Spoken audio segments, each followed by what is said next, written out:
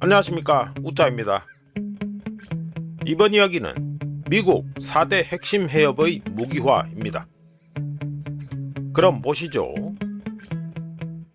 전 세계가 호르무즈 해협에 집중하는 동안 미국은 4대 핵심 해협, 즉 파나마, 호르무즈, 말라카, 지브롤터에 대한 영향력을 조용히 확보했습니다.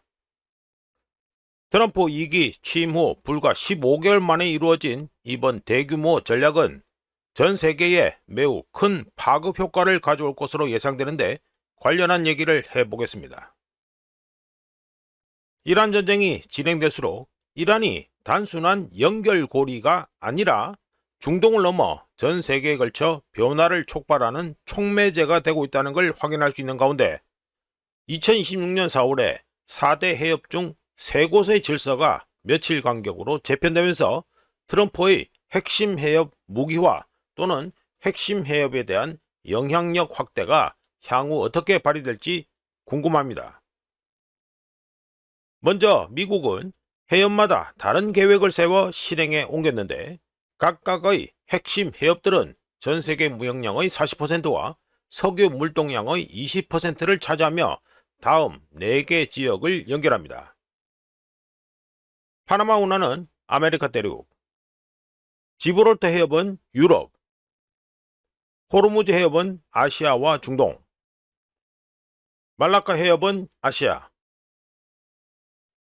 이들 4개 핵심 해협들의 경우 과거에는 간과되었거나 분쟁의 대상이었지만 트럼프 행정부 하에서는 새로운 질서의 중심이 되었다고 평가됩니다. 그럼 각각의 해협별로 어떤 일이 있었는지 살펴보겠습니다. 파나마 운하. 파나마 운하는 2026년 1월, 즉 오퍼레이션 에픽 퓨리가 시작되기 한 달 전에 미국이 확보했습니다. 2025년 1월 트럼프는 홍콩에 본사를 둔 CK 허치슨사가 파나마 운하 터미널 운영권에 대한 중국의 영향력 행사용 도구라고 하면서 이를 용납할 수 없다고 비난한 후 압박 캠페인을 시작했습니다. 관련해서 트럼프는 기자회견에서 파나마 운하와 그린란드 장악을 위해 군사적 또는 경제적 강압을 사용하지 않을 것이라고 전 세계에 확신시켜 줄 수 있냐는 질문에 아니요, 2가지 모두 장담할 수 없습니다. 하지만 이것만은 말씀드릴 수 있습니다. 우리는 경제 안보를 위해 그것들, 즉 파나마 운하와 그린란드가 필요합니다. 라고 답했습니다. 즉 트럼프는 파나마 운하와 그린란드 장악을 위해 군사적 또는 경제적 조치 가능성을 배제하지 않으면서 향후 자신의 행동을 예고했습니다.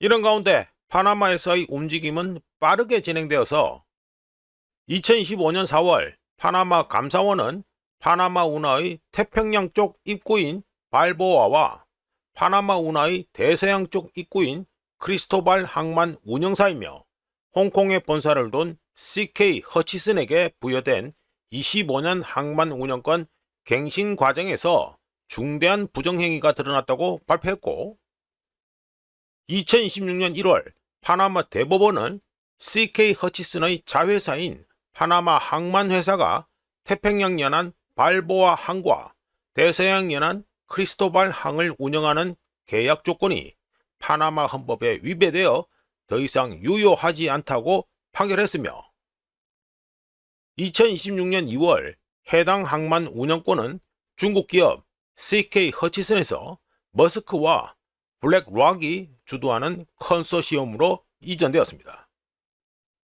결론적으로 미군 침공도 없었고 단 한 발의 총격도 없이 파나마 운하는 미국의 통제에 들어가게 되었습니다. 호르무즈 해협. 2026년 현재 모두가 주목하고 있으며 가장 역동적인 움직임을 보여주는 곳으로 호르무즈 해협이 있습니다.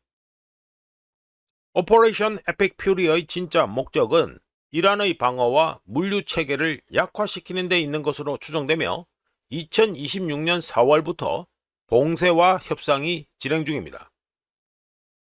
글로벌 석유 공급망 차단을 통해 미국산 에너지에 대한 전 세계의 의존도를 심화시킨 이란 전쟁은 미국의 호르무즈 해협 봉쇄 이후 중동 내 미군의 주둔을 정상화하고 페르시아만 국가들이 이를 받아들이는 과정으로 이어지고 있는 중입니다.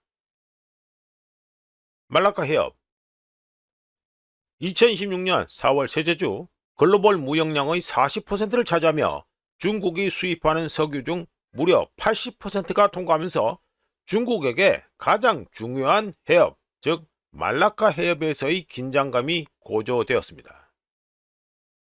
인도네시아는 말라카 해협에 바로 접해 있으며 말라카 해협에 대한 지분이 가장 큰 국가인데요. 2026년 4월 13일 헤그세스 미 국방장관은 펜타곤에서 인도네시아와 주요 국방협력 파트너십 양해각서 MOU를 체결했습니다. 미국과 인도네시아 간 국방협력 파트너십의 핵심은 인도네시아 영공 전역에 걸쳐 미군 항공기의 전면적인 비행권을 확보한 것으로 미군은 개별적인 비행 허가 없이 사전 통보만으로 비행이 가능해졌습니다. 이 이벤트에서 새로운 기지 건설은 없었지만 이 협정을 통해 미국은 지속적인 대중 감시 및 신속 대응 태세를 갖출 수 있게 되었습니다. 지브롤터 해협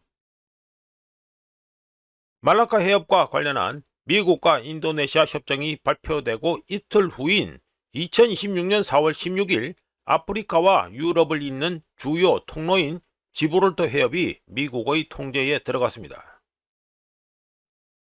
모로코는 대서양과 지중해를 잇는 관문, 즉 지브롤터 해협의 남쪽 해안을 통제하는데요. 2026년 4월 16일 미국과 모로코는 펜타곤에서 2026-2036 10개년 국방협력 로드맵에 사인했습니다.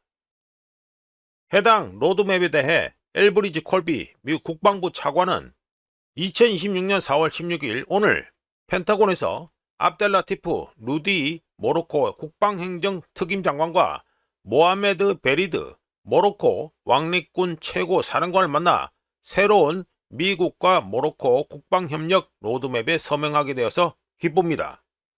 이 로드맵은 향후 10년간 양국의 역사적인 국방관계를 이끌어갈 지침이 될 것이며 250년 전 미국의 독립을 공식적으로 인정한 최초의 국가 모로코와 미국 간의 파트너십을 더욱 강화할 것입니다. 라고 평가했습니다. 참고로 미 모로코 국방협력 로드맵에서는 나토 수준 무기, 합동훈련, 군사정보, 사이버, 대테러, 그리고 전례 없는 작전 통합을 다루며 향후 10년 동안 지속됩니다.